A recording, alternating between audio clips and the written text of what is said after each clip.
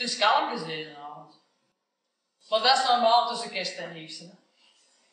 Want dan zitten ze thuis, hè, de meeste schoonmarcheerders. In de zetel, net voor een vrouw. Met een warme chocomelk en slapjes aan, hè. Of ze gaan ermee naar het toneel. Want dat schijnt ook een place to be te zijn. Voor gelukkig getrouwde venten die de vrouw is willen uitlaten. En als ze dan om 5:12 thuis komen, met een vreed contente schat, die ze half zat gebeurd hebben, zodat ze deze avond dus geen koppijn zo hebben, hè?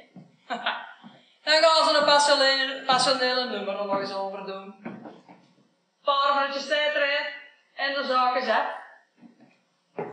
En in de donkere, hè? Onder een pas gewassen dom zeker. Met een groot geborduurd pannenbeken op. En dat van madame niet mag verschuiven, want dan zit ze met de rechtsrogen weer bloot, hè.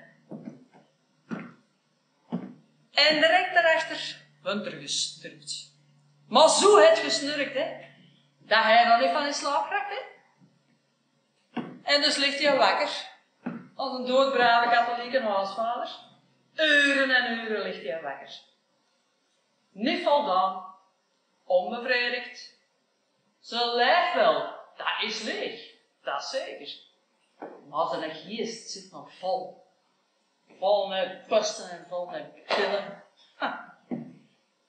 En zwaar zwetend onder dat bandje begint hem te fantaseren.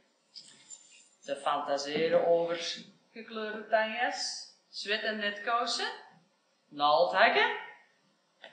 Maar vooral te fantaseren, hè, over de man dat neergekomen. Ja, want ik ken ze. Ik ken ze goed genoeg. De uitslovers die eigenlijk met een nacht stonden, maar eigenlijk een dag vrij afgepakt hebben. Ik ken ze goed genoeg. Je moet ze mij niet leren kennen. Ik kan ze zo uithalen.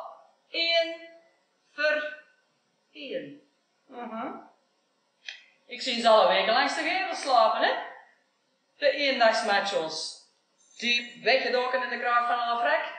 Geil glurend tussen alle vitrines. En bronstig op zoek naar een prooi die ze kunnen bespringen. Dat zijn ze, de vaste abonnees van het kantje.